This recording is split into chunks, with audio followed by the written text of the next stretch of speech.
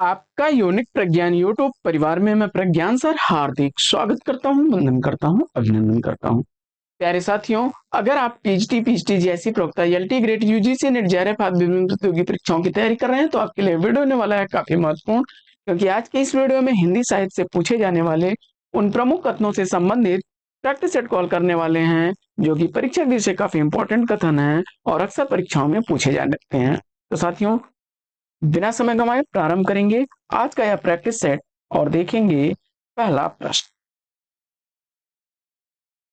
तो पुरुष के लिए नारी कल्पना है, परंतु नारी के लिए अनुभव अपने जीवन जैसा चित्र वह हमें दे सकेगी, वैसा बहुत साधना के बाद भी शायद ही दे सके। यह कथन किसका है?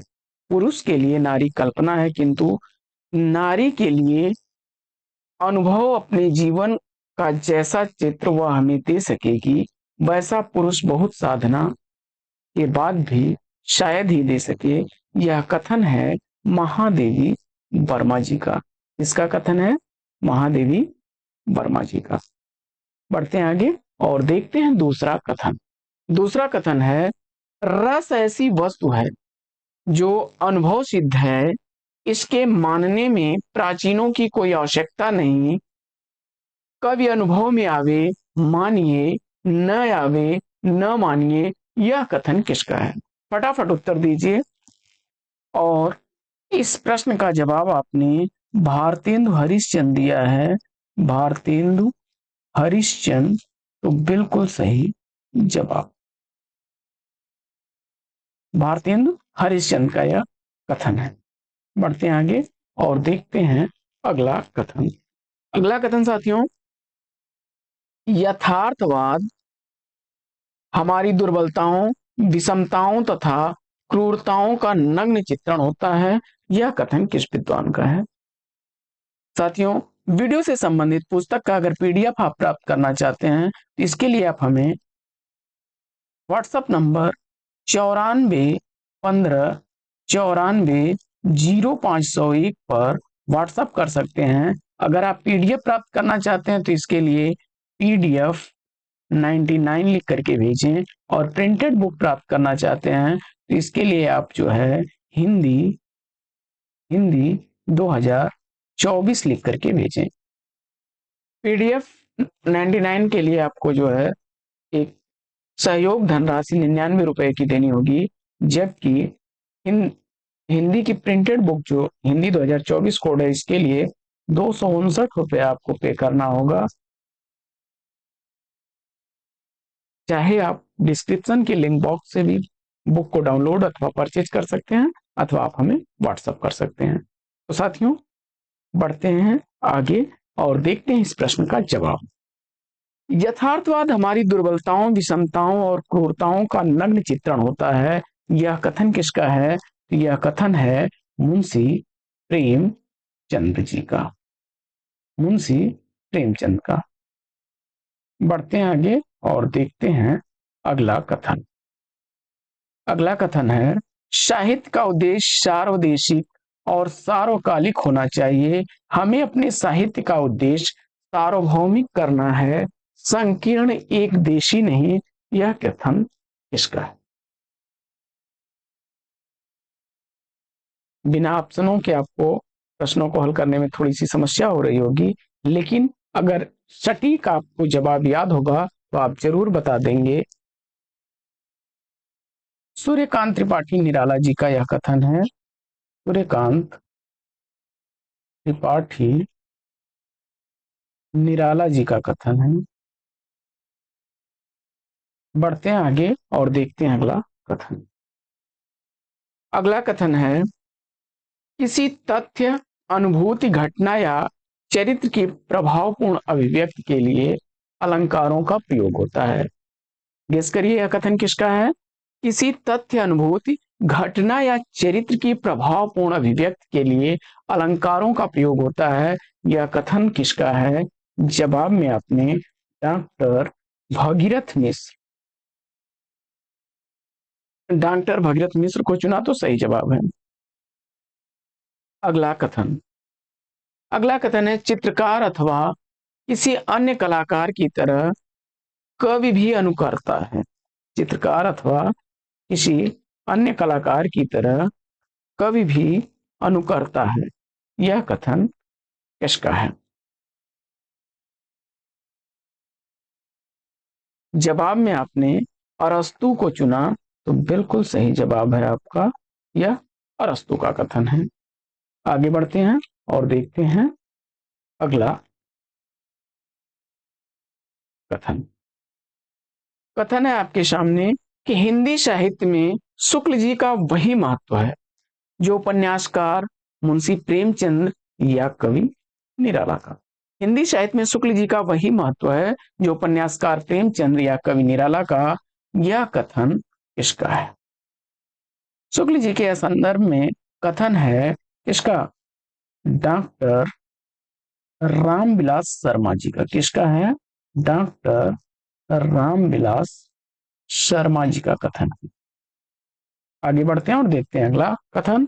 अगला कथन है कि सौंदर्य कोई निरपेक्ष वस्तु नहीं है, उसका निर्माण भी तो कलाकार अपनी भावनाओं और धारणाओं के आधार पर होता है। यह कथन किसका है? जवाब में आपने किसको चुन लिया? डॉक्टर नगेंद्र को। तो राइट आंसर के साथ हैं आप। साथियों, बढ़ते हैं आगे और देखते हैं अगला कथन। काफी रिपीटेड इंपॉर्टेंट कथन है कि जगत अव्यक्त की अभिव्यक्ति है। जगत अव्यक्त की अभिव्यक्ति है, काव्य उस अभिव्यक्ति की अभिव्यक्ति। यह कथन किस विद्वान का? जगत अव्यक्त की अभिव्यक्ति है, काव्य उस अभिव्यक्ति की अभिव्यक्ति। यह कथन काव्य के संदर्भ में आचार्य रामचंद्र शुक्ल जी का है। इसका है? आचार्य रामचंद्र शुक्ल जी का कथन है। बढ़ते हैं आगे और देखते हैं अगला। अगला प्रश्न आपकी स्क्रीन पर। शुक्ल जी की दुर्बलता यह थी कि वे भारत के हर कवि को तुलसी की कसौटी पर और हर पात्र को राम के आदर्श पर कसकर ही स्वीकार करते हैं। यह कथन किसका है? शुक्ल जी की दुर्बलता यह थी कि वे भारत के हर कवि को तुलसी की कसौटी पर और हर पात्र को राम के आदर्श पर कसकर ही स्वीकार करते हैं। यह कथन है इसका? डॉक्टर गणपति चंद्र गुप्त जी का। गणपति चंद्र गुप्त जी का कथन। आगे बढ़ लेते हैं और देख लेते हैं 12वां कथन है आपके सामने।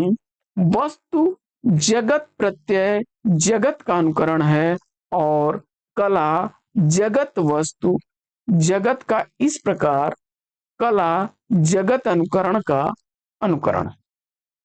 वस्तु जगत प्रत्यय जगत का अनुकरण है और कला जगत वस्तु जगत का इस प्रकार कला जगत अनुकरण का अनुकरण है।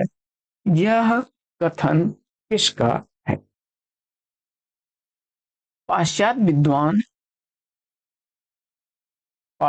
विद्वान है प्लेटो। इनका कथन है, प्लेटो का कथन है। आगे, साहित्य में जो रीति विरोधी क्रांति हुई उसका पहला चरण है द्विवेदी और उसी का विकास छायावाद और प्रगतिवाद में होता है। यह कथन किसका है? साहित्य में जो रीति विरोधी क्रांति शुरू हुई उसका पहला चरण है द्विवेदी युग और उसी का विकास छायावाद और प्रगतिवाद में होता है। यह कथन किस विद्वान का है? प्रश्न संख्या 12 का सही जवाब सेलेक्ट करिए आप।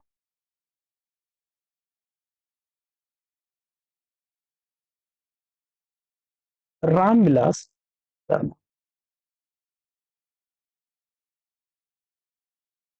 बढ़ते हैं आगे और देखते हैं अगला कथन। अगला कथन है कि रहस्यवादी कवियों में कबीर का आसन सबसे ऊंचा है, शुद्ध रहस्यवाद केवल उन्हीं का है। कबीर के संदर्भ में यह कथन किसका है? रहस्यवादी कवियों में कबीर का आसन सबसे ऊंचा है, शुद्ध रहस्यवाद केवल उन्हीं का है। यह कथन है डॉक्टर श्याम सुंदर दास का। किसका है? डॉक्टर श्याम सुंदर दास का। आगे बढ़ते हैं और देख लेते हैं अगला कथन। अगला कथन है छायावाद के कारण कविता तो हृदय का छंद पाकर भावात्मक हो गई। छायावाद के कारण कविता तो हृदय का छंद पाकर भावात्मक हो गई। कहानी, उपन्यास, नाटक और निबंध भी हृदय का अंतः सूत्र पा गए। छायावाद के कारण कविता तो हृदय का छंद पाकर के भावात्मक हो गई। कहानी, उपन्यास, नाटक और निबंध भी हृदय का अंतः सूत्र पा गए। यह कथन किसका है? छायावाद के संदर्भ में यह कथन किसका है? जवाब शांति प्रिय द्विवेदी जी। शांति प्रिय द्विवेदी का यह कथन है, शांति प्रिय द्विवेदी जी का। बढ़ते हैं आगे और देख लेते हैं अगला कथन। रामविलास शर्मा जी के संदर्भ में अगला कथन आपकी स्क्रीन पर कि भारतेंदु और उनके समकालीन साहित्यकारों का महत्व पंडित रामचंद्र शुक्ल अपने इतिहास में भली भांति स्पष्ट कर चुके थे। डॉक्टर रामविलास शर्मा ने उन्हीं काम को आगे बढ़ाया। यह रामविलास शर्मा जी के संदर्भ में किसका कथन है? भारतेंदु और उनके समकालीन साहित्यकारों का महत्व पंडित रामचंद्र शुक्ल अपने इतिहास में भली बात स्पष्ट कर चुके थे। डॉक्टर रामविलास शर्मा ने उन्हीं काम को आगे बढ़ाया। रामविलास शर्मा के संदर्भ में यह कथन किसका है? जवाब में आपने किसको चुन लिया है? डॉक्टर विश्वनाथ त्रिपाठी जी को। बिल्कुल सही जवाब, विश्वनाथ त्रिपाठी जी को राइट आंसर है आपका। आइए बढ़ते हैं आगे और देख लेते हैं अगला कथन। अगला कथन है कि हिंदी में सूफी काव्य परंपरा के श्रेष्ठ कवि जयसी हैं। हिंदी में सूफी काव्य परंपरा के श्रेष्ठ कवि जयसी ही हैं। जयसी के संदर्भ में यह कथन किसका है?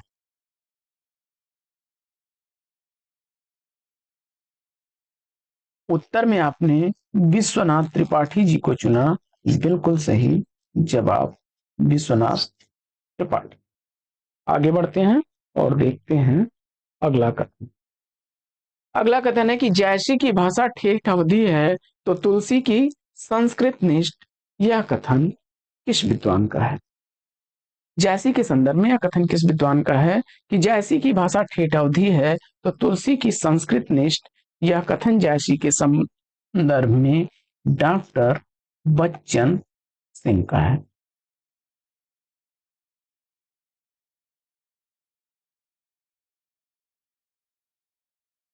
अगला कथन है कि भगवान ने उन्हें रूप देने में कंजूसी की थी किंतु शुद्ध निर्मल प्रेम परायण हृदय देने में बड़ी उदारता से काम लिया। मलिक मोहम्मद जैसी के संदर्भ में यह कथन किसका है? भगवान ने उन्हें रूप देने में कंजूसी की थी किंतु शुद्ध निर्मल प्रेम परायण हृदय देने में बड़ी उदारता से काम लिया था। यह कथन किसका है? और जवाब में आपने किसको चुन लिया? आचार्य हजारी प्रसाद द्विवेदी जी को। तो राइट आंसर है आपका आचार्य हजारी प्रसाद द्विवेदी। आगे बढ़ते हैं और देख लेते हैं अगला कथन। कविता तो कवि की आत्मा का अवलोकन है, उसके हृदय का रस है जो बाहर की वस्तु का अवलंबन लेकर फूट पड़ती है। यह कथन किसका? कविता तो कवि की आत्मा का अवलोकन है, उसके हृदय का रस है जो बाहर की वस्तु का अवलंबन लेकर फूट पड़ती है। यह कथन किस विद्वान का है? रामधारी सिंह दिनकर। रामधारी सिंह दिनकर जवाब देकर के इस प्रश्न का आपने सही उत्तर दिया है। साथियों बढ़ते हैं आगे और देखते हैं अगला कथन। अगला कथन काफी रिपीट कथन है और कई बार परीक्षाओं में रिपीट हुआ है। बहुत ही आसान सा इसका जवाब बन जाएगा आपका। साधारणीकरण आलंबनत्व धर्म का होता है। यह कथन किसका है? मुझे उम्मीद है कि आचार्य शुक्ल जी उत्तर दे करके आपने, आचार्य रामचंद्र शुक्ल उत्तर दे करके इस प्रश्न का बिल्कुल सही जवाब दिया है आपने। साथियों, अगर आप संबंधित पुस्तक का यानी वस्तुनिष्ठ हिंदी प्रमुख कथन विशेष पुस्तक परचेज करना चाहते हैं तो इसके लिए आप हमें व्हाट्सएप नंबर 9415 940501 पर व्हाट्सएप कर सकते हैं। पीडीएफ के लिए PDF 99 कोड है और प्रिंटेड बुक के लिए हिंदी 2024 है। हिंदी 2024 के लिए आपको 259 रुपये, जबकि PDF 99 के लिए आपको 99 रुपये का शुल्क देना होगा। तो साथियों, अगर आप बुक परचेज करना चाहते हैं तो दिए गए वीडियो के डिस्क्रिप्शन से लिंक से भी आप परचेज कर सकते हैं। तो आज की इस पाठचर्या में लेंगे यहीं पर विराम, फिर मिलेंगे आपसे अगले वीडियो में एक नए प्रकरण, एक नए टॉपिक, एक नए अंदाज में। तब तक के लिए देते हैं आपसे विदा। आपका जीवन मंगलमय हो। बेस्ट विशेष, बेस्ट ऑफ लक। जय हिंद साथियों।